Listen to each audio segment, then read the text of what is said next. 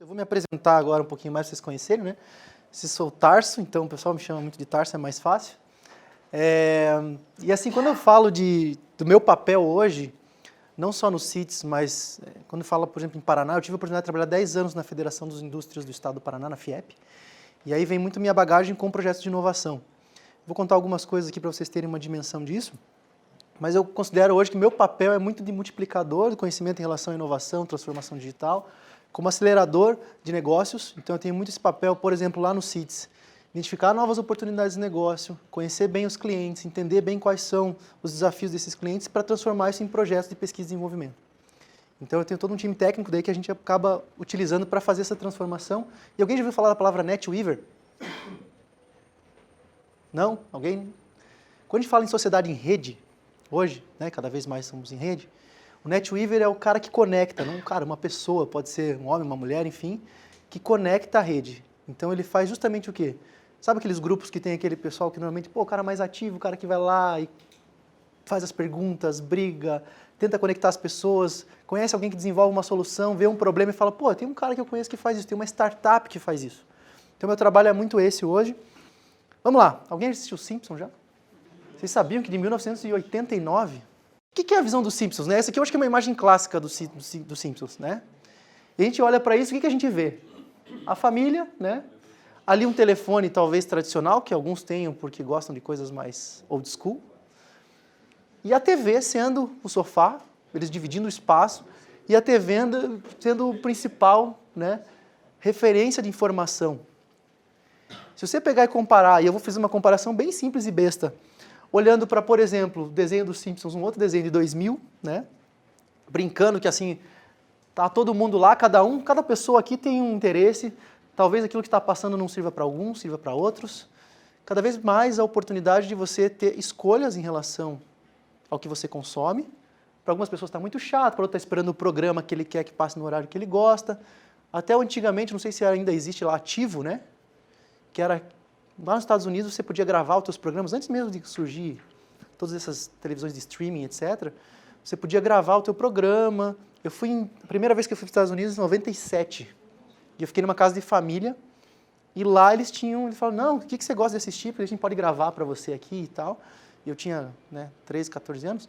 Então foi bem interessante que aquilo para a gente era super novidade.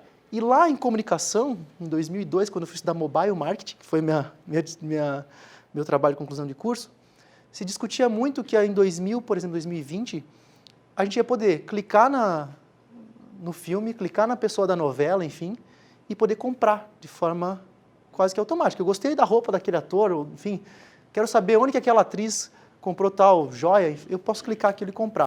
Está caminhando para isso, já existem algumas alternativas nesse sentido, e isso é uma baita oportunidade em que sentido hoje? Quando a gente está falando em YouTube, vamos pegar algumas, né, referências aí, seja um Netflix no YouTube, eles estão discutindo projetos nessa linha, em como viabilizar isso, porque ali é uma plataforma de negócios. E esse é um ponto importante. Cada vez mais, né, sejam os equipamentos, seja a forma de comunicação, seja as tecnologias que vierem, elas vão caminhar nesse sentido de transformar tudo em negócio. Imagina você está assistindo lá os Simpsons, né, e você quer um sofá da cor dos Simpsons, você clica ali, entra no site de uma Madeira, podemos dar um exemplo, ou Casas Bahia, e você consegue escolher o sofá mais próximo daquela cor. Esse tipo de coisa que parecia tão distante há um tempo atrás, lá em 2001 se discutia que era um negócio que em 2020 já está acontecendo, não aconteceu ainda, né? Mas já existe uma série de formas e estão existindo todo um movimento para que a gente possa transformar isso em plataforma de negócio. E aí quando você olha para os Simpsons 2018, alguém conhece o Minecraft? Sim. O que é o Minecraft? Até um tempo atrás, nossa, quem tem mais de 30 anos aqui? Beleza. Era impensável imaginar que eu poderia, né, fazer os Simpsons, não ser na minha imaginação, ou talvez um desenho na mão, construir um mundo, sendo que a história quem está contando sou eu.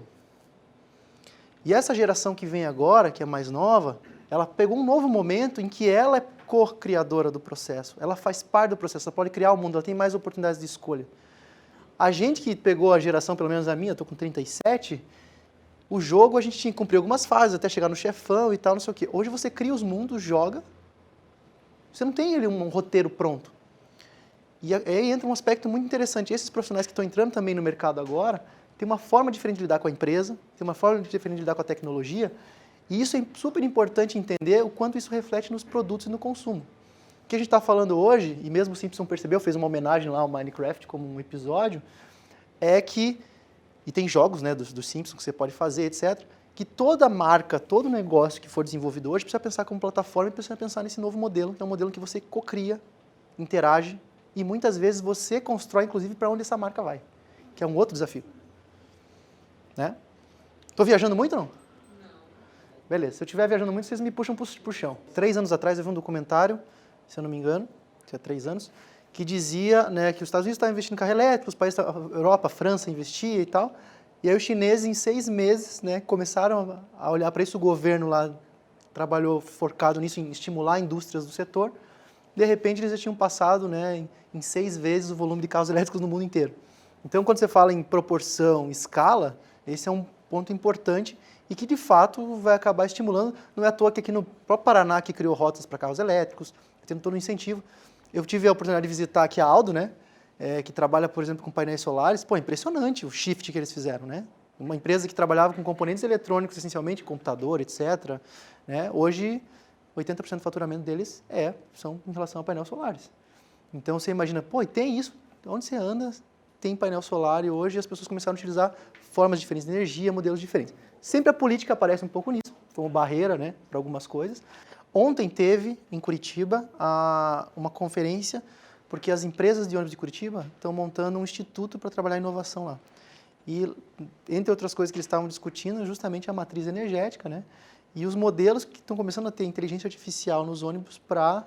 Aí você pega a Volvo, essas grandes empresas que acabam sendo as fabricantes e montadoras, trabalhando muito forte para você reduzir a maneira como o cara freia. Eles conseguiram um número que eu descobri lá, que foi falado e depois o cara me confirmou, 40% de redução em termos de combustível, em termos de uso de equipamentos, só usando uma inteligência artificial que acompanha e ensina o motorista a dirigir melhor. Então você começa a trabalhar a tecnologia como forma de apoio para poder fazer aquilo que eu tenho que fazer melhor. Então não é só substituir, como alguns se preocupam, né? Vão acabar os empregos, etc, etc. Mas é como eu posso usar essa tecnologia a meu favor. E aí eu deixei alguns tópicos que podem ou não aparecer na minha apresentação aqui, mas que eu queria reforçar com vocês que eu acho que são importantes. Primeiro, tendências sem mercado são só tendências.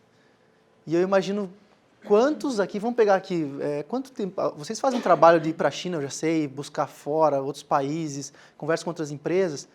Quantos produtos que chegaram lá e, no fim das contas, todo mundo achava que ia ser o próximo a bola da vez e na curva do mercado não teve adoção. Então, acontece muito que, assim, não adianta nada eu olhar só para as tendências, e tem muitas tendências, vou trazer algumas para vocês, mas se isso não se consolidar com o mercado. A questão é como eu estou experimentando isso ou como eu estou me apropriando disso para não perder também o time, que é uma outra palavra forte em inovação. Tem um livro agora do Daniel Pink chamado When, que ele fala sobre timing. Muitas empresas, às vezes, lançam os produtos na hora errada, ou não percebem e acompanham o mercado e não entendem muitas vezes o papel do consumidor e acabam ficando atrasados e para trás. A questão, qual que é a nossa capacidade de se adaptar a esse novo conceito? Segundo ponto, experiência do consumidor não é uma área, ela não é um item que faz parte da estratégia, ela é a estratégia da maior parte das empresas dessa nova economia. Essencialmente, se você pegar setor bancário que tem sido, né, disruptado, como dizem alguns, né, alterado completamente, setor de saúde, etc., os grandes gargalos estão relacionados à experiência do consumidor. E as pessoas pagam por isso, então a estratégia é a experiência. Terceiro ponto, sabedoria tecnológica é importante. Muito legal você saber todas as siglas possíveis sobre o campo de antenas, rádios, etc. Mas, sem um modelo de negócio que pare em pé, não sai para nada. Então, se fosse assim, todos os institutos de pesquisa eram milionários. Né? Todo mundo lá tem muito profissional, doutor, mestre, PhD no universo paralelo, mas que não, às vezes não consegue transformar isso em modelo de negócio e por isso é importante pensar nesse sentido. Quais as dores estamos resolvendo e quais estamos criando? Esse é um ponto importante para vocês como empresa. Essencialmente, vocês resolvem problemas. Né? Quem falou lá da antena rural, né? Você tem antena rural, você resolve um problema. Um repetidor, enfim, o que for. Mas quais as dores a gente está criando? Com o nosso serviço, com a nossa plataforma que não funciona direito, com pré-venda, com pós-venda, às vezes que não está bem estabelecido, com uma comunicação mal feita que faz com que o usuário não saiba usar um produto. Então esse é um ponto importante. Tudo virou dado e tudo virou plataforma. O que eu quero dizer para vocês, eu vou reforçar isso várias vezes. Eu não acredito mais que as empresas sejam... Eu sou uma empresa de antenas. Quando eu perguntei para o cara do Uber, falei assim, eu vou lá na Aquário, na Antenas? Aquário, né? Antenas Aquário. É um nome e sobrenome, praticamente. Eu não acredito mais que as empresas elas vão ser vendas de um único produto, mas elas vão criar, na verdade, plataformas de negócio que vão envolver governo, que vão envolver funcionários, que vão envolver clientes. Cada vez mais vai ser plataforma, isso vai ser baseado em informação. E aí vem uma segunda pergunta. De todos os usuários que vocês têm hoje da Aquário, ou intermediários, ou até fornecedores, o quanto você está aproveitando essa informação e transformando esse perfil, a forma, o comportamento, etc., em dados para vocês poderem tomar uma decisão melhor. Isso é um desafio, mas é uma oportunidade também. Qual cultura estamos reforçando? E aí vem o ponto, né, interno das pessoas. É uma cultura digital, uma cultura da transformação? É uma cultura talvez do medo? Porque tem algumas empresas que você tem isso mais forte. Se você não entregar, não vender tal coisa, você vai perder o emprego. Essa construção de cultura é fundamental nesse modelo. Tudo virou hipótese. Essa ideia do... e está muito ligado às startups, mas as empresas estão começando a fazer esse movimento também de criar núcleos para falhar rápido, testar, falhar conceitos e transformar desde a área de comunicação, a área de produto, a área de serviço, de venda, pós-venda, em áreas que consigam criar hipóteses, testar hipóteses e transformar isso em resultado rápido. E por fim, que eu acho que é um ponto importante, se a gente sabe para onde a gente está indo, que é uma outra dor. Com as mudanças que estão acontecendo em termos de mercado, velocidade, eu mostrei algumas para vocês ali rapidamente com esse vídeo, será que a gente está acompanhando isso? E a gente sabe onde a gente quer chegar? Transformação digital, quando a gente fala em estratégia hoje, muitas empresas não sabem onde estão ainda e não sabem onde querem chegar. E esse é um ponto importante de definir isso, talvez. São alguns pontos que eu quero que vocês percebam, que eu vou discutir isso ao longo dos tópicos. Quem assina a Netflix aqui? Legal. Quem assina a Amazon Prime? Legal. Vocês assinaram mais recentemente a Amazon Prime, porque está barato agora também, né? Com certeza. R$ 9,90? Não, quanto está agora? R$ 9,90. Beleza. Você tem aqui uma infinidade, né? Netflix, Amazon Prime, aquela Hulu, a PlayStation, tem um monte. Enfim.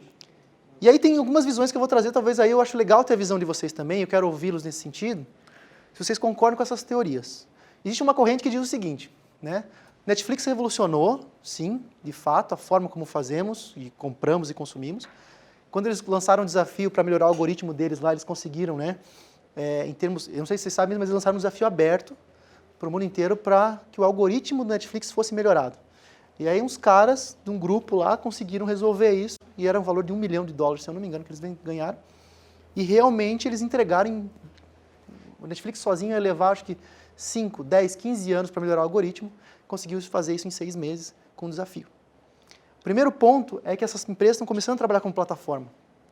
O que eu posso fazer, e aqui desculpa estragar a decoração, o que eu posso fazer com um produto como esse, como plataforma, e co-criar com a comunidade para que eu possa acelerar o desenvolvimento dele?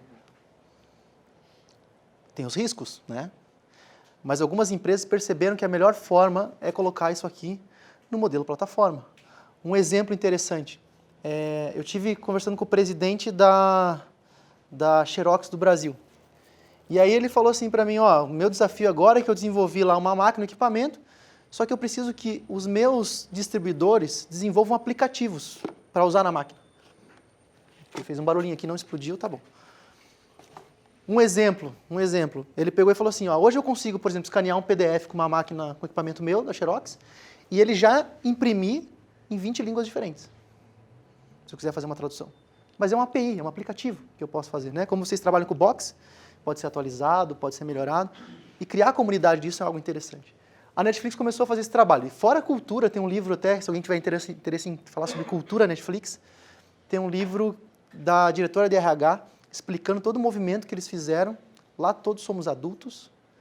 Esse negócio, por exemplo, um exemplo bem simples, assim, mas a gente não controla aqui se o cara gasta 100, 150 ou 200 lá com vamos lá, quando o cara faz uma viagem. O que a gente faz tem um valor, se aquilo ele vai gastar ou não vai gastar é problema dele, mas a gente tem responsabilidade. E aqui isso é feito de maneira muito transparente. Eles tiveram que crescer toda a parte de infraestrutura deles, se eu não me engano, em 6 meses, porque pelo causa do crescimento exponencial do número de clientes. Hoje, são 150 milhões de assinantes pagantes, é o maior do mundo. 80% do conteúdo consumido é por causa do algoritmo. Ou seja, aquelas indicações, para o seu perfil é tal coisa.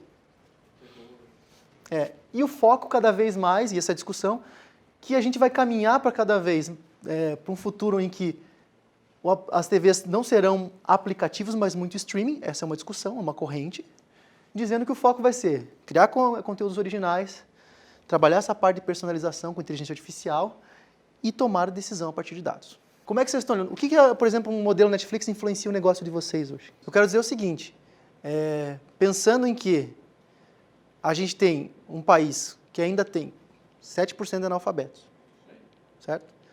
Quase 37% analfabeto funcional. E aí vem um outro ponto também. Então a gente soma aí quase, foi quase 50% da população tem dificuldades em lidar com tecnologia de uma maneira geral porque elas não conseguem. Eu dizendo, minha mãe tem em casa TV a cabo, mas ela assiste a Globo. Ela assiste a novela da Globo, o hábito dela, a tradição. Então existe uma geração também. Eu já não assisto tanto TV. Então no meu caso, assim, eu falo assim, eu uso celular. E você pega 70% da população brasileira tem internet via celular. Você tendo o celular com potência melhor, ele vai ser o meu principal contato, vamos pensar aqui, de conexão talvez com a minha TV, com o meu computador. Eu cheguei aqui em Maringá agora e eu fui no shopping, certo? Cheguei um pouco antes, de manhã, falei, vou trabalhar, vou pro shopping, ali eu almoço, você tem as mesas para trabalhar, etc. Pensa que eu consegui usar a internet do shopping aberta. Daí eu tive que parear com o meu celular, que não é a melhor coisa do mundo, mas é o tipo da coisa que você fica pensando assim, porra, cara, que ano que eu tô? Onde eu tô? Maringá não é tão pequeno assim. Você já ouviu falar do MD 4000? Já. Então, e aí que eu falo para vocês que existe oportunidade na dor e que eu falo assim, porra, será que a Aquário não tem que lançar, eu não sei se já fez, tá? Eu tô chutando aqui, mas, porra, uma ação específica com os shoppings do Brasil inteiro para trabalhar nisso. E aí não é o produto que é a questão, é você encapsular o serviço e transformar isso numa oportunidade. Que vem a questão de posicionamento, tem a ver com marketing de comunicação, mas tem muito a ver com enxergar o problema e transformar. Porque às vezes o cara não quer saber se o nome é MD 4012, ele não quer saber se isso vem via Google, via Amazon, ou se isso vem pela Terra. Eu quero que a internet funcione, certo? E a maioria das pessoas não tem essa cabeça. Aí um outro lado, vocês conhecem esse carinha aqui? Alguém já viu? Esse cara deu uma entrevista recentemente falando sobre TV aberta. Esse cara falou sobre TV aberta e ele disse o seguinte, olha, todo mundo está falando aí de streaming, está falando não sei o quê, etc. Mas na prática é que o brasileiro fica mais tempo assistindo TV do que assistia alguns anos atrás, inclusive mais que os americanos.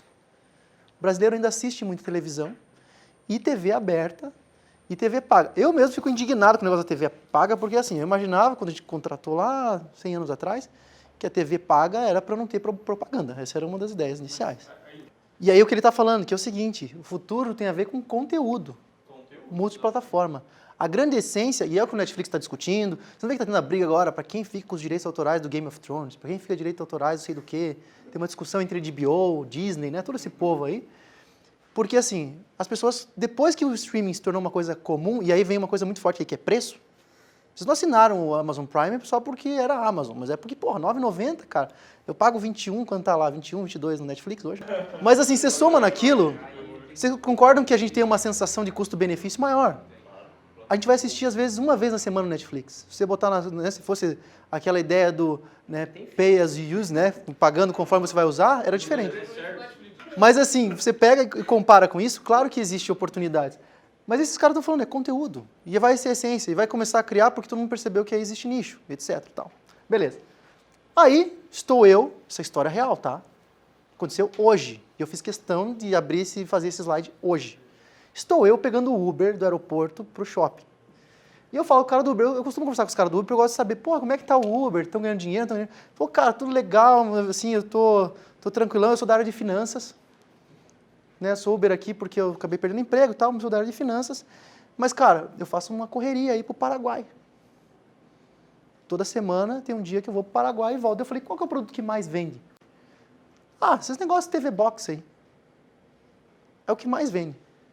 Eu falei, mas e aí, você manda para outro lugar? Manda para o Rio de Janeiro, manda para Brasília, manda para Curitiba. TV Box e agora, esse negócio de celular é o tal do Xiaomi aí, o celular chinês, porque esse celular, cara, destrói. Eu tinha um Apple aí que era meio ruim, cara. E agora eu estou trazendo, são as coisas que eu mais vendo. Gente, nós estamos falando de TV Box, nós estamos falando aqui de uma Super TV, por exemplo, que é uma outra, né? Aí agora, finalmente chegou, saiba onde comprar no Brasil e no Paraguai. Você pode dizer, é gato net, é ilegal, etc., mas é uma realidade brasileira. E aí eu digo para vocês, né? Não é fácil, e aí eu acho que esse é um ponto aqui, lidar com esse contexto da tecnologia no Brasil, que aí tem os aspectos relacionados, tá todo mundo lá discutindo, seja o 5G, seja as novas alternativas tecnológicas, mas existe um contexto, existe um mercado, que é o mercado que a gente conta, e existe um mercado paralelo no Brasil, que é muito forte. Nós somos um país com uma economia informal ainda muito forte. E isso movimenta, porque as pessoas não têm grana para comprar as coisas, mas elas querem ter. O cara não quer pagar R$ 9,90 na Netflix, mas ele paga R$700 numa caixinha, certo?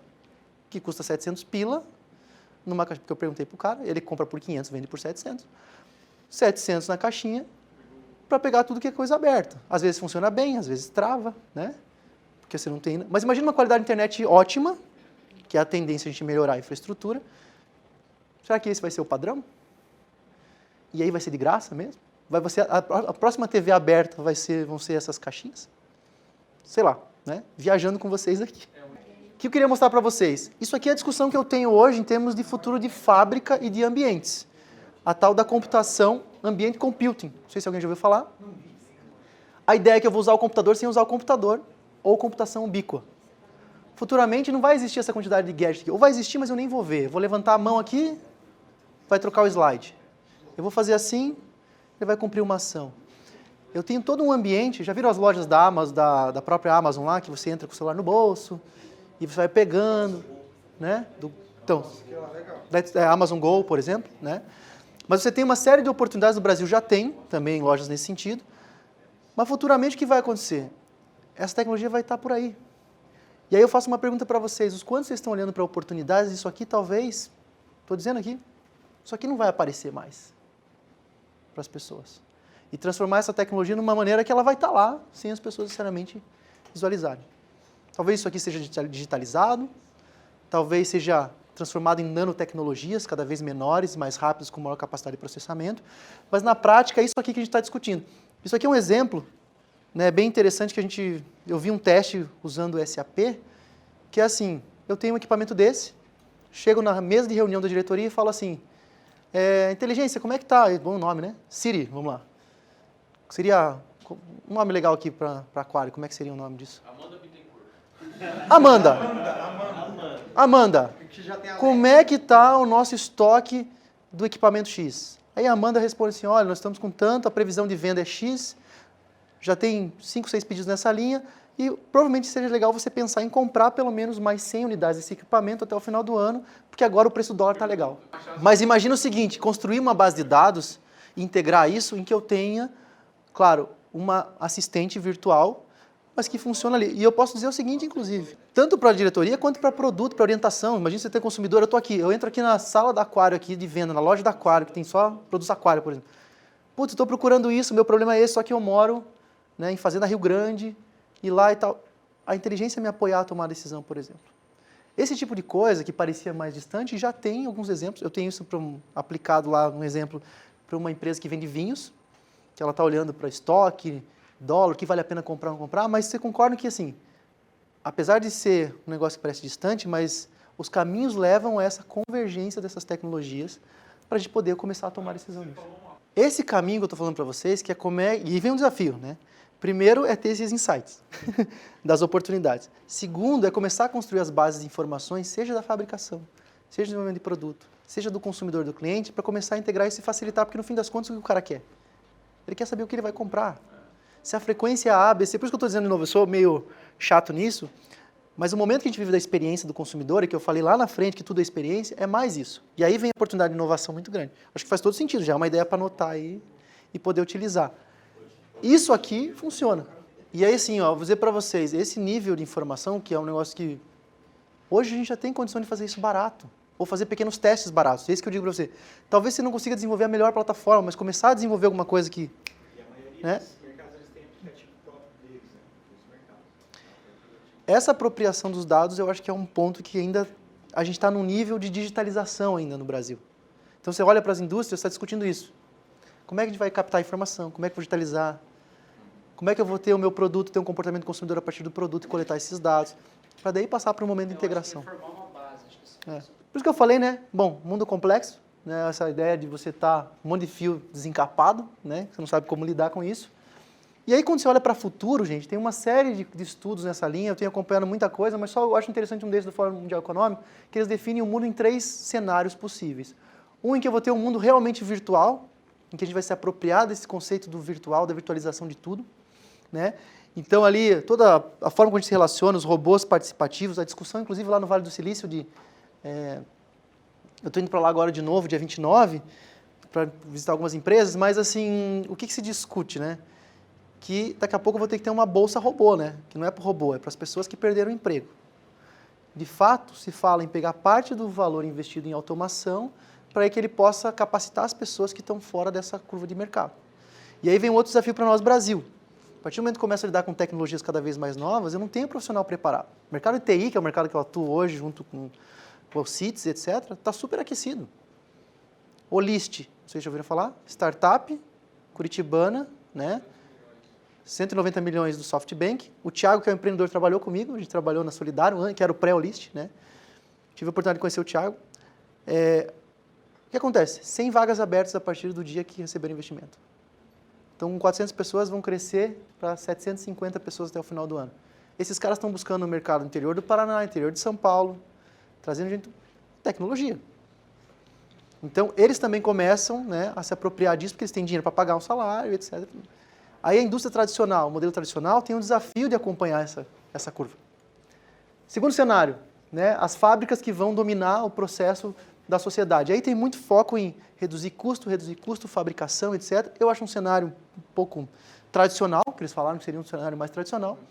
E, por fim, um cenário relacionado ao conceito, né, sustentável. Aí, a gente começar a repensar modelos de sociedade, pensar um pouco mais em aspectos que, né, tem um livro chamado Enough is Enough, que é justamente o nosso consumo chega no limite. E isso, eu acho que vai depender mais da resposta da natureza, de alguns contratempos que a gente tem aí, que já estão acontecendo, para daí a gente tomar esse rumo do que pela natureza humana como uma forma integral. Deixei para vocês alguns livros como referência, tem muita gente estudando transformação digital.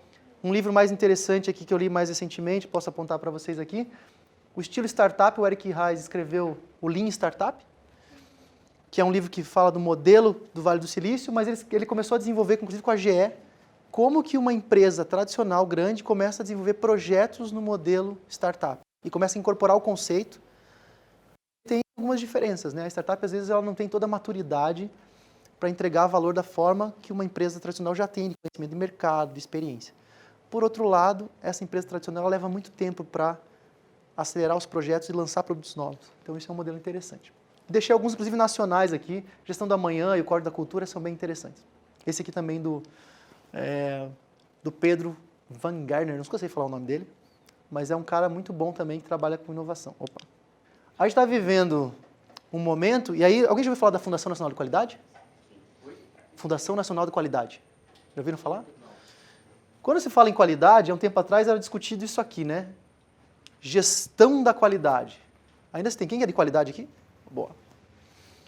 Ainda é um ponto importante, faz parte do processo das empresas, mas a FNQ tinha feito todo um modelo lá que num cenário estável, organizações mecânicas, o foco da qualidade total, gestão da qualidade. A gente passou um tempo discutindo muito isso em termos de nova gestão. Depois passamos a discutir a qualidade da gestão, governança, começar a discutir a empresa como um todo, sistemas, ERPs, uma série de sistemas que vão fazer essa gestão, mas era um mundo dinâmico e ainda hierárquico, com foco em melhoria contínua e inovação de alguma forma. Hoje a discussão é essa aqui. Como é que eu faço na empresa a gestão da transformação? Porque não é mais uma escolha. A prática é essa. Quão rápido eu consigo me adaptar a modelos diferentes, mercados novos, tecnologias que vão surgir e que do dia para a noite uma legislação pode barrar. Às vezes você faz todo um investimento, aí vem uma legislação e o cara que faz, né, o exemplo acho que interessante é do frentista de posto, né? O que mantém o frentista de posto no Brasil é a legislação. Que na prática, em alguns países não se tem, é um trabalho que não existe mais. Estados Unidos, por exemplo. E eles criaram aqui, inclusive a FNQ, depois eu posso passar para quem tiver interesse, eles criaram todo um modelo, e aqui as palavras que estão bem pequenininhas aqui do modelo que eles chamam de que é um tangram, essencialmente tem a ver com cultura de inovação, agilidade na gestão, Ferramentas que estão disponíveis, vou mostrar algumas para vocês, desde um design thinking até ferramentas relacionadas ao agile, né? Cultura ágil. Tudo isso vai fazer com que você desenvolva na empresa essa capacidade de transformação. Para mim, o grande desafio de qualquer planejamento de empresa hoje passa por isso aqui. Quanto a gente está fazendo gestão da transformação do negócio. Essas empresas exponenciais, elas perceberam que no modelo atual, eu preciso, primeiro, ter engajamento do meu consumidor com a minha marca, abrir plataformas para co-criar com esse consumidor, e eu preciso me apropriar da tecnologia para trabalhar com ela de maneira elástica. O que quer dizer isso? Conforme eu cresço o meu produto e minha venda, eu consigo ampliar a minha infraestrutura, minha capacidade de serviço, etc. Conforme eu reduzo crises econômicas, ciclos econômicos, a gente estava discutindo aqui agora há pouco, né? Eu consigo reduzir. O quão elástico a minha empresa está em relação tanto a serviços quanto produtos, ou mesmo produção, é um desafio grande, porque às vezes você investe em máquina e equipamento para produzir em escala. Para vocês, o que eu falei até agora, quanto o Aquário está preparado para esse cenário? Na visão de vocês. Claro que, quando você olha para essas questões de transformação digital, você falou das tecnologias, elas facilitam esse processo, né? Tem algumas aqui, impressão 3D, análise de dados, blockchain que eu sugeri para vocês, a parte da internet das coisas, interfaces, computação cognitiva, né? Você fala computação que é capaz hoje... Então, esse aspecto discutido, a tecnologia vai superar, não, ela vai superar porque ela tem uma capacidade de processamento, agora computação quântica, né? Que aí não sei o quanto o Google conseguiu alcançar, diz que sim. A gente não tem essa discussão mais, para mim é mais como a gente vai utilizar isso. Daí tem aspectos éticos, aspectos relacionados a quem tem o poder de fazer o uso dessas tecnologias que vai fazer a diferença. Só a impressão 3D, para dar um exemplo para vocês, a impressão 3D surgiu em 82. A gente foi ouvir falar melhor aqui no Brasil, sei lá, 2009, 2010, de maneira mais prática, alguns já conheciam, mas a utilização disso mais em 2015, começou a se tornar mais barato. Então isso leva um tempo. E aí você olha para tendências, o que está acontecendo também, o próprio Gartner mostra algumas tendências, eu não vou ficar lendo todas aqui, mas vocês percebem o seguinte, quando a gente fala em tecnologia, a gente fala inteligência artificial, blockchain, etc.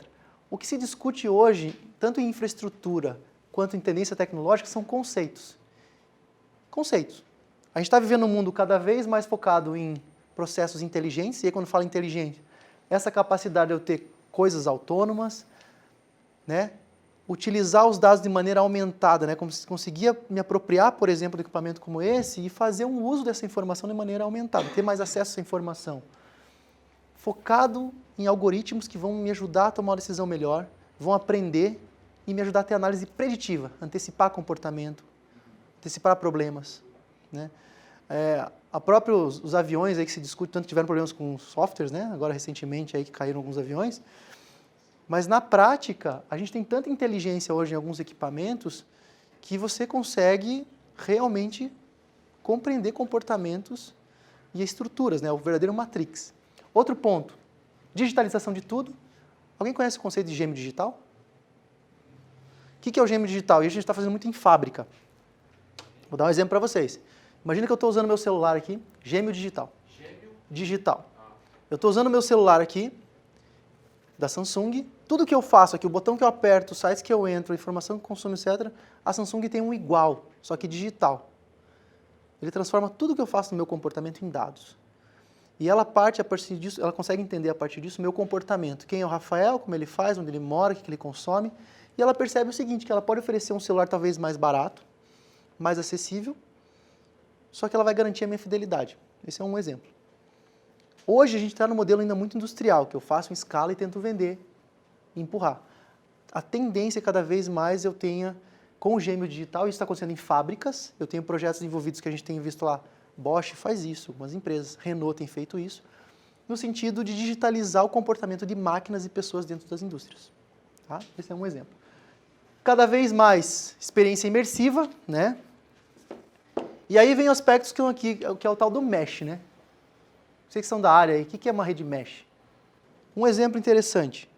Copel, não sei se existe esse projeto ainda, um tempo atrás estava trabalhando com uma tecnologia, um tipo de Bluetooth lá, mas era os beacons, para ver se se o poste está aceso, o outro está aceso ou está apagado. E criou uma rede, cada poste desse tinha uma interligação numa rede única, e se um apagava, o outro complementava e avisava que aquele estava com problema. Esse é um exemplo de uma rede mesh, que daí aplicação de comunicação tem, telecomunicação tem várias.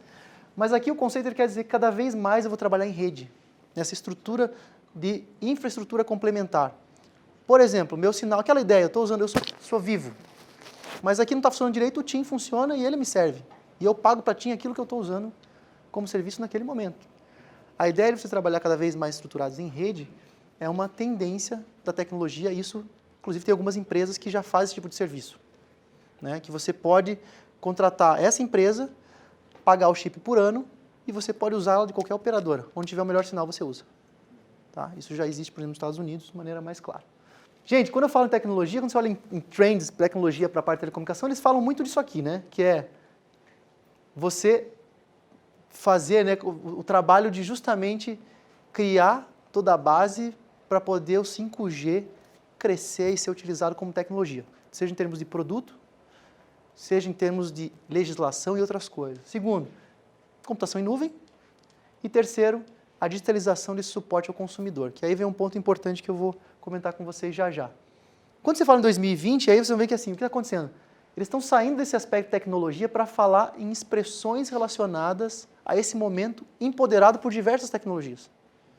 O que se discute hoje é a gente tem cada vez mais, primeiro, olha, a gente falou em pessoas, né? Centralizado nas pessoas, desde essa hiperautomação, e aí está acontecendo muito forte o processo de RPA, por exemplo, Robot Process Automation, que não é o uso de robôs físicos, apesar dos robôs colaborativos que já existem, estou aqui trabalhando, tem um robôzinho do meu lado, né? Está falando em sistemas robóticos. Então hoje eu consigo, por R$4.000 por mês, não que seja do Cits, mas de outras empresas, colocar um robô na máquina de vocês e tudo que vocês fazem, o robô aprende a fazer. Ah, eu acesso o site da Receita Federal para verificar se o meu cliente... Não. Eu faço tal coisa, abro o site, puxo aqui. Isso é fácil fazer. E o número para vocês, 65% das atividades nacionais no Brasil hoje são automatizáveis.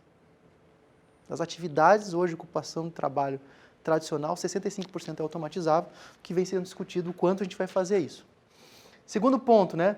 Parte de multi-experiência, multicanais, né? Quando você fala em conceito de marketing omnichannel, né? Eu vou lá, compro no site, valido no meu celular e vou buscar na loja mais perto da minha casa, que não necessariamente é uma loja da empresa.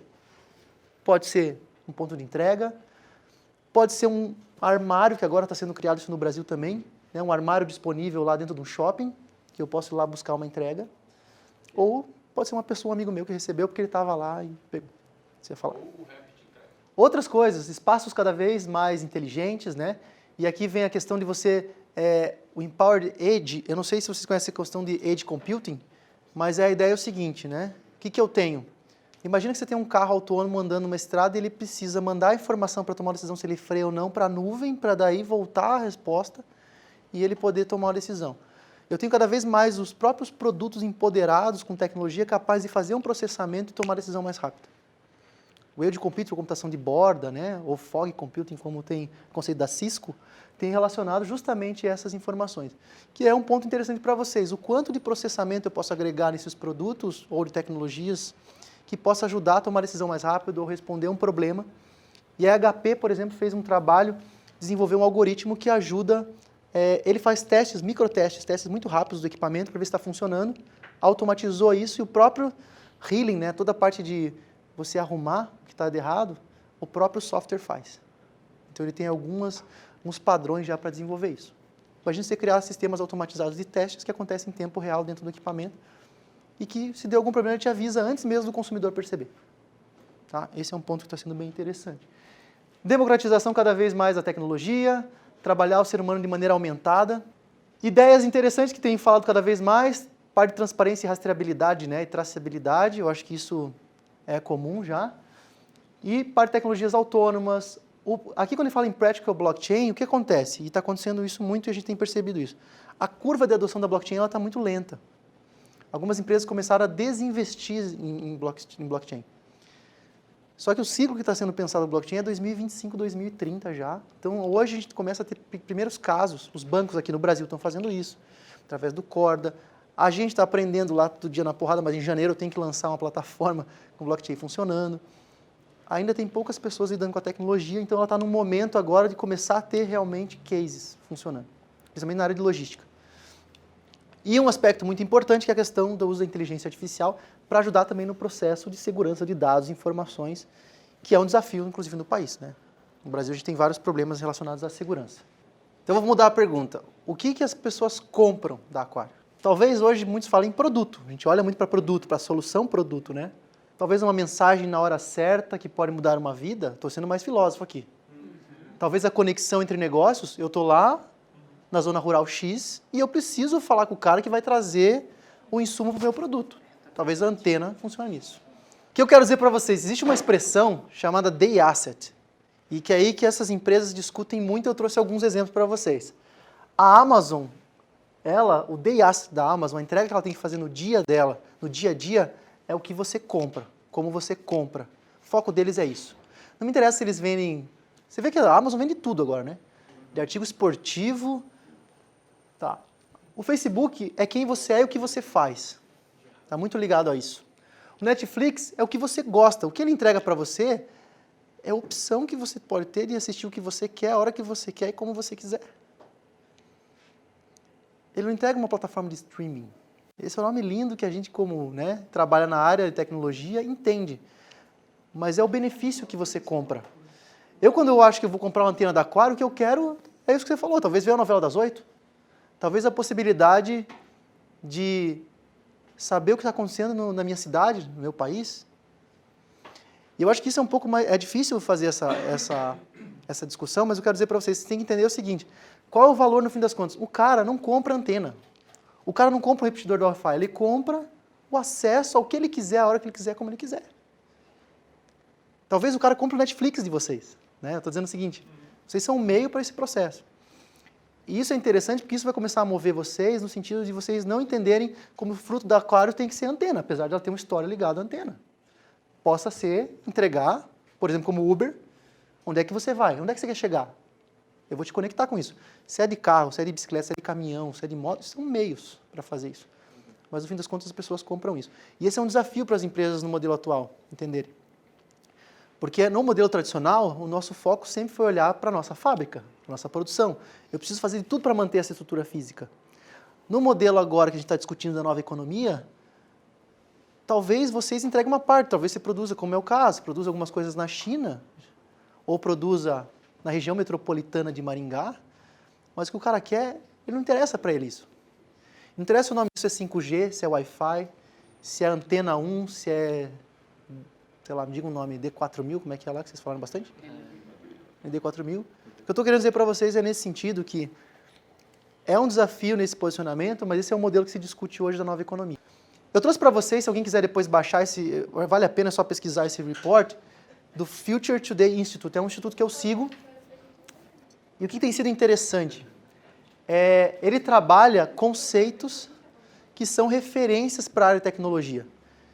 Em vez de ele falar só das tendências da tecnologia, ele fala de conceitos. E aí ele fala o seguinte, quando a gente olha para 2019, o que a gente está discutindo hoje? Inteligência artificial, sistemas de reconhecimento. Então, vocês têm sistemas de câmera com reconhecimento. Vocês já viram um Wi-Fi que consegue reconhecer pessoas? Eu posso pegar na parede do lado de lá, com a parede, através da parede, jogar o sinal do Wi-Fi e conforme você anda, reconhece você. Porque cada pessoa tem um jeito de andar. Wi-Fi. Já mostro para vocês. Então, assim, gente, são expressões importantes quando se discute hoje tendências. Transportes, parte robótica, parte mídia, enfim. O que eu queria destacar para vocês, alguns, no fim das contas, tem alguns pontos que chamam a atenção aqui. Tecnologia, automação de casas, então se fala hoje em casas conectadas, né? Está discutindo kits de automação. A Positivo lançou recentemente um kit de automação. Google tem kit de automação. A Amazon desenvolveu alguma empresa paralela, um white label lá para um kit de automação também. Estou começando a discutir isso. Parte de blockchains, criptomoedas. Então, o que acontece? Esse estudo ele traz uma série de exemplos que estão sendo aplicados e a curva dessa tecnologia. Eu trouxe isso aqui só para mostrar o seguinte para vocês, que pode ser importante para vocês a discussão que vocês estão tendo. Primeiro, é legal vocês fazerem um roadmap dessas tecnologias. O que significa isso? Vocês definirem algumas que vocês querem testar relacionadas ao negócio de vocês, ou não, e talvez traçar um plano num horizonte específico, em termos de 12 a 24 meses, 2 a 5 anos, 5 a 10 anos, Muitas empresas que estão trabalhando nesse modelo voltado para novas tecnologias fazem um trabalho nesse sentido. Claro que quando chega aqui a 10 anos, isso aqui é um chute na curva, né? Porque você não faz ideia, daqui 3, 4 anos você vai mudando. A questão é como é que você estabelece, pelo menos aqui do ponto de vista tático e estratégico, uma visão de como você quer alcançar alguns conceitos. Opa, se interessa para vocês trabalhar com cidades inteligentes, por exemplo, quais são as tendências nessa linha e quais das tecnologias a gente vai querer abraçar? A gente fala em abraçar a tecnologia. Eu tenho aqui um caso de incerteza sobre a tecnologia e aqui incerteza em relação à tendência de mercado. Aqui é só uma estratégia, né, em que assim, bom, será que a gente consegue fazer? Temos conhecimento, capacidade, tecnologia, maquinário, modelo de negócio para poder fazer isso, para fazer isso parar em pé, essa tecnologia? Será que a gente conhece o mercado? Será que o mercado está mais claro dizendo que isso sim é uma tendência, já tem consumidor? Fazer esse tipo de análise de risco, que é uma análise que a gente chama de pré-risco tecnológico, pode ser importante para vocês também tomarem uma decisão estratégica. Então, o que eu recomendaria nesse sentido? Mapeie algumas tecnologias, alguns conceitos, aprende e abraça esse conceito, né? Quando você está na parte de um estágio de aprendizado aqui, e estabelece algumas ideias iniciais para vocês começarem a experimentar de maneira mais rápida. Aqui são algumas tecnologias que eu acredito que são as mais fortes hoje dentro das organizações, que estamos falando muito. Então, análise preditiva, inteligência artificial, visualização dos dados, né? Saber o que está acontecendo. Chatbots, tem gente que questiona, mas chatbot é um negócio que é chato, que não funciona. Mas funciona para algumas coisas de maneira muito fácil. Assim. Então, as empresas no Brasil estão adotando muito chatbots e o RPA. Está no momento, eu participei do congresso agora em junho, em São Paulo, de RPA. Tive a oportunidade de fazer um debate lá sobre esses robôs, né, robôs que estão desenvolvendo processos automatizáveis. E a discussão passa muito por isso aqui. As empresas estão abraçando isso aqui por ser barato e fácil de desenvolver. É fácil ensinar alguém que possa fazer isso dentro da empresa. E às vezes é para resolver problemas internos. Tecnologias que têm sido discutidas e modelos discutidos dentro das organizações hoje. Primeiro assim, aqui tem uma análise, depois com um slide vocês vão poder ver melhor, mas que eu preciso discutir quando eu falo em tecnologia, desde maturidade do ecossistema onde eu estou, qual é o mercado que eu estou atuando, quais são as forças que eu tenho, aspectos de segurança, as camadas aí, digamos, da tecnologia. E o que aparece nos dados? Normalmente essas são as tecnologias que se discute mais. 5G, né? Não sei se vocês viram falar, provavelmente sim, né? Mas Wi-Fi Mesh, né? Que eles estão falando que também é uma tendência que tende a crescer mais também com o mercado. Edge Computing. Aí aqui são siglas que, pelo amor de Deus, eu juro para vocês que eu li até agora nem lembro mais. Mas são conceitos tecnológicos como Software Defined Network. Então você tem assim, software atuando na forma como a tecnologia vai ser desenvolvida. Então o hardware ele acaba sendo secundário no processo e o software acaba sendo o principal integrante da definição.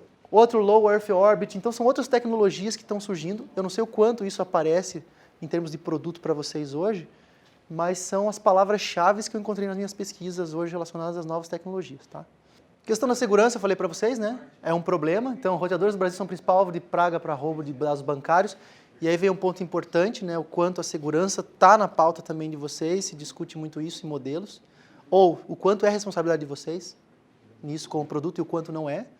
Mas eu acho que, eu vou voltar àquela pergunta que eu fiz. As pessoas querem comprar, né, o Netflix funcionando de forma segura que eles não percam os dados bancários deles. Então, é a responsabilidade da Netflix, mas é a responsabilidade também das atividades meio para esse processo. Qual o nível de inteligência estamos aplicando em nossos produtos? Todo mundo fala em carro conectado, fala uma série de coisas, mas o quanto a gente se apropria e cria algoritmos para poder melhorar o comportamento e o uso do nosso produto hoje. Vocês conheceram essa solução aí, não? O Samsung by Plume, né? Plume, que eu acho que é interessante isso. Então, algumas grandes marcas também têm empresas parceiras, compram outras empresas, fazem parcerias. Eu não sei se existe uma estratégia multimarca de vocês hoje com outras organizações, eu acredito que sim. Mas para desenvolver produtos, e aqui no caso eles embarcaram lá uma inteligência artificial, né, que tem foco na qualidade, segurança e controle do uso. Inclusive a criança que usa essa rede, o pai sabe quanto tempo ela ficou, quanto que ela baixou de dados, se ela acessou algum tipo de informação que não devia. Até um tipo de controle, alguns pais estão usando isso nos Estados Unidos já como referência.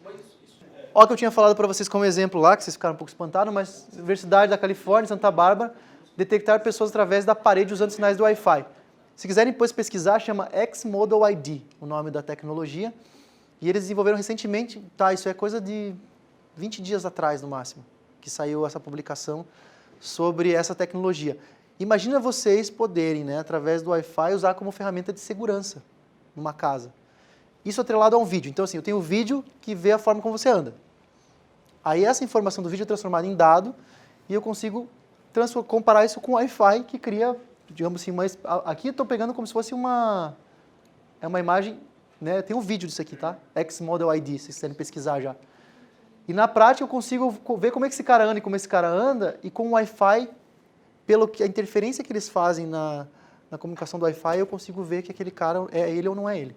Então eu uso isso como uma forma de identificação para a segurança. Quando a gente fala aí a parte de providers, eu trouxe esse destaque para vocês porque é o seguinte, se fala muito em hoje em desenvolver os Digital Service Providers, né, esses provedores de serviços digitais, e 3 características são importantes. Agilidade da rede, ou seja, criar uma infraestrutura flexível. Esse é um primeiro ponto. Segundo, agilidade do serviço. Eles falam em OSS, né? Que é a evolução dos sistemas de suporte a operações que permitam esse provisionamento, ativação, desativação de forma rápida. Então, a gente está falando de melhorar o serviço para o usuário nesse sentido. E, por fim, agilidade para o cliente. Que aí vem o que eles chamam de BSS, né? Que é Business Solution Service. Que é voltado para o cliente poder ter uma série de informações no bolso dele e tomar a decisão melhor. É aquela ideia de eu ter opção de escolha e minha empresa construir trabalhos, formas de fazer, seja com infraestrutura, seja com equipamentos, seja com softwares, um trabalho mais ágil, né? Essa é a palavra forte do momento. Qualidade do serviço relacionado à agilidade. Então, se eu tenho um problema com alguma tecnologia que eu estou usando da Aquário, quão rápido eu consigo resolver isso? E quanto eu tenho softwares que me apoiam a resolver, mesmo não precisando eu intervir, às vezes de forma autônoma. Mas aqui você tem diversas empresas que estão trabalhando o tema, né? E você pega outras empresas que não são players tradicionais e começam a entrar nesse processo também. Isso é uma coisa interessante no setor que vocês atuam, né? Às vezes algumas empresas, pelo tamanho delas, pela marca delas, elas começam a incorporar negócios e querer criar a solução que ela entrega tudo ao mesmo tempo. Então tem um estudo também, que foi feito recentemente, dizendo que esse Portable Wi-Fi vai crescer muito no mercado até 2024. Então existem tendências de que esse é um mercado interessante de ser trabalhado e que estão surgindo outras marcas mais fortes trabalhando nesse sentido. Ali eu tenho um chip integrado, por exemplo, com uma solução multi-operadoras, né? Tem aquela ideia, por exemplo, tem uma empresa que você pode comprar um cartão hoje lá, que você tem diferentes tipos de velocidade e quantidade de dados para o mundo inteiro. Até 100 países você pode utilizar esse mesmo chip. Vocês conhecem aqui, não? Já ouviram falar? Esse é eu trouxe um exemplo, mas tem tipo 8 ou 9 que você pode usar a internet gratuita, até um certo ponto, em qualquer lugar, em X países. São plataformas de empresas e soluções que você não tem contrato, não tem nenhum compromisso, cancela a hora que você quiser. Só que esses caras ficam com seus dados. E aí eles utilizam isso de alguma forma. É de graça, né? Facebook. Quem tem Facebook ainda aqui? Olhando mais para dentro agora da empresa, aqui pensando no consumidor aqui, isso aqui é um desenho bem interessante que fala o seguinte: estamos transformando nossa fábrica em plataforma de experiências. Eu acho que essa é a discussão. A interação homem e máquina, seja isso em ponto de venda, seja isso na fábrica de vocês, na estrutura da empresa, eu consegui trabalhar esses 3 Ds aqui, que é Data, Decision e Delivery, né? Tudo se transforma em dado, consumo isso o tempo todo e entrego isso o tempo todo, transformando em estratégia. Quando você fala em fábrica, robô 5G, internet das coisas, IoT, né? Que é a internet industrial, inteligência aumentada, enfim, tudo isso você tem lá, por exemplo, eu tenho alguns casos, a Natura fez um trabalho bem legal nesse sentido, de começar a empoderar as pessoas da produção, e eu estive visitando lá ano passado, e você tem dados em tempo real. Então, eles estão fazendo um teste com óculos, então eu olho para vocês, por exemplo, e sei quanto vocês produziram no dia. Fizeram um teste com 5 pessoas, eles fizeram um teste mesmo, uma prova de conceito. E o objetivo é assim, conforme a máquina que você está, onde você está, eu consigo fazer a integração na minha base de dados para saber quanto você está entregando naquele dia. Caso de uma empresa, né, vocês já ouviram falar, mas o que eles fizeram a transformação digital, e isso eu participei desse processo, por isso que eu posso mostrar para vocês. A Renault definiu que o digital para a Renault são essas tecnologias facilitadoras de novas formas de trabalho que vão ter como resultado mais e mais rápido experiência do consumidor, eficiência operacional e novos modelos de negócio. Ter claro o que vocês querem com digital é super interessante. Definir para vocês, como aquário, o que o digital representa para vocês. Talvez não seja isso aqui, talvez sejam outros aspectos. Eficiência de produto, né? Entregar o produto mais rápido, sei lá. E aí, só para mostrar alguns casos, eles definiram nesse ano, isso aqui foi 2017, que para eles iam pegar essas tecnologias e iam experimentar. E essas tecnologias, eles fizeram inclusive um desenho de como isso ia aparecer na planta.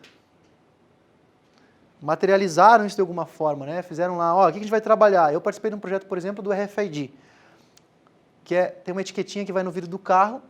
Eu sei que o carro, a partir do momento que ele foi produzido, até o momento que ele chega na loja lá. Tenho toda a traçabilidade e acompanhamento desse veículo.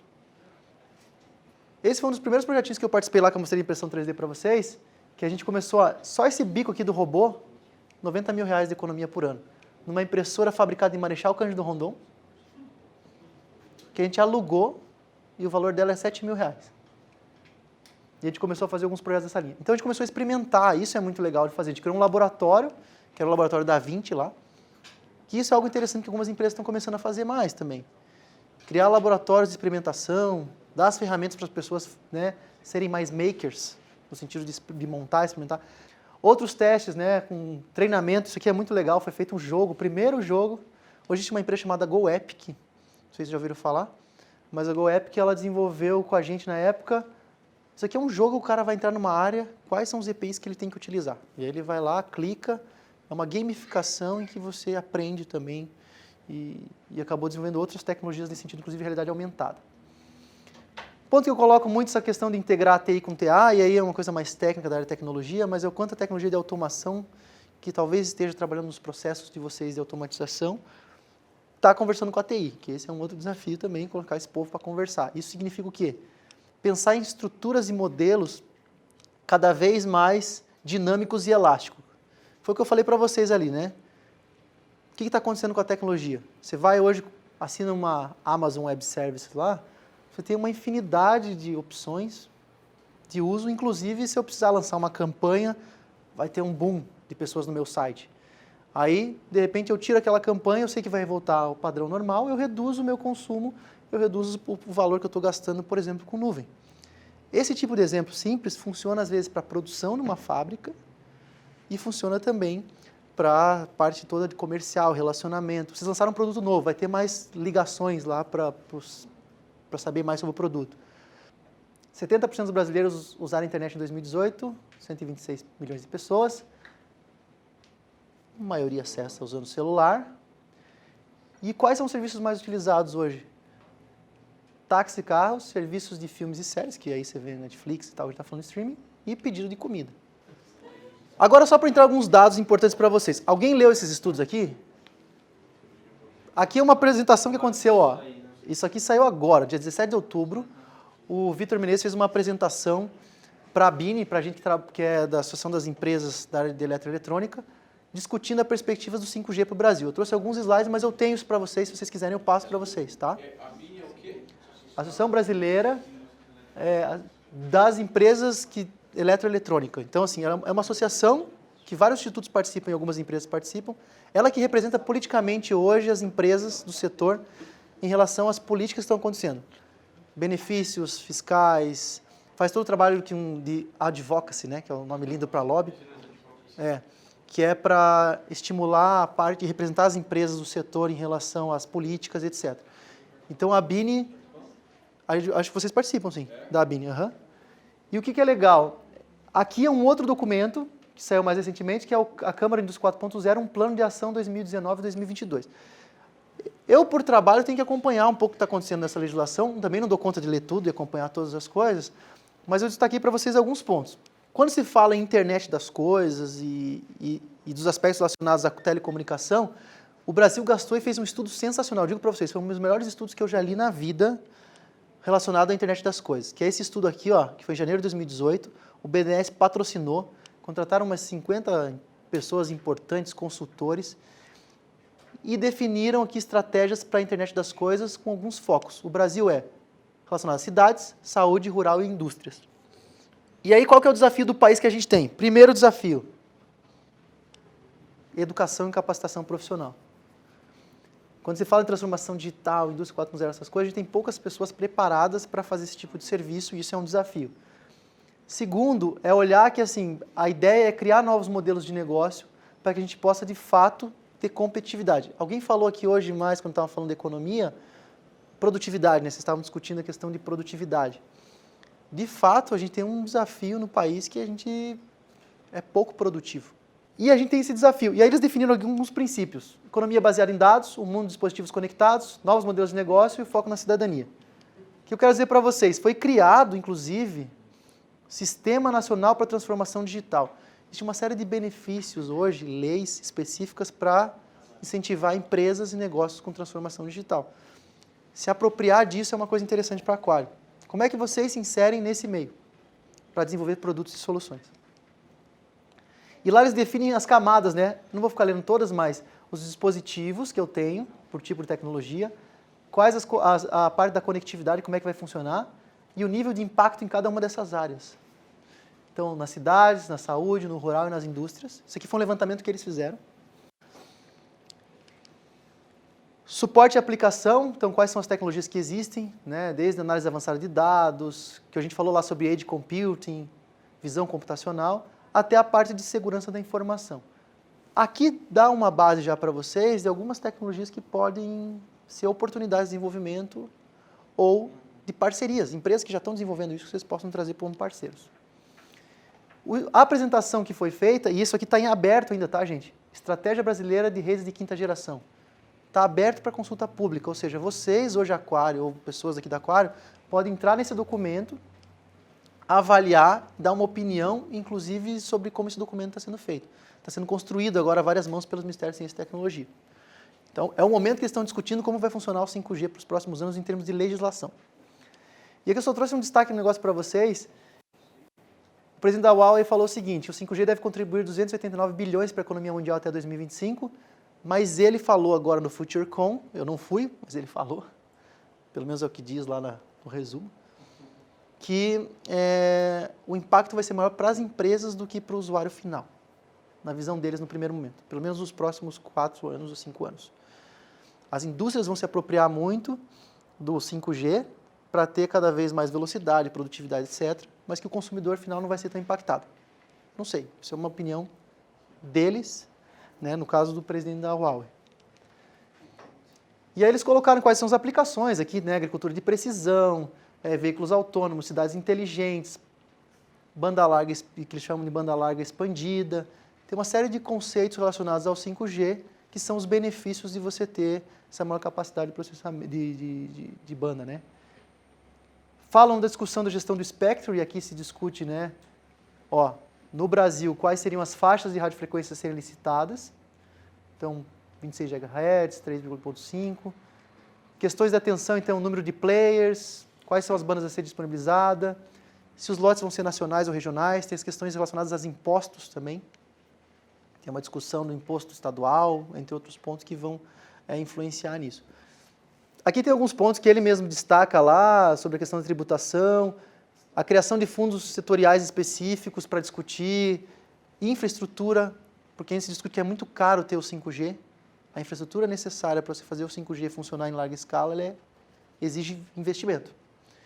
Então, ele coloca isso como um dos pontos, e em termos de P&D, inovação, ele citou alguns exemplos lá, mas já que eu acho interessante pensar, como é que, né, vou chamar nós aqui, nós como Aquário, conseguimos aproveitar, por exemplo, parcerias e acordos de cooperação internacional com os Estados Unidos, Coreia, para poder ter troca de informação e talvez se integrar. Aí aspectos de segurança precisa ser discutido ainda, né, em relação a todo esse processo. E esses são projetos que já estão em andamento. Então, hoje existem 60 iniciativas e 4 ambientes que foram priorizados e o governo federal está acompanhando essas iniciativas relacionadas a IoT e começaram a trazer algumas relacionadas a 5G.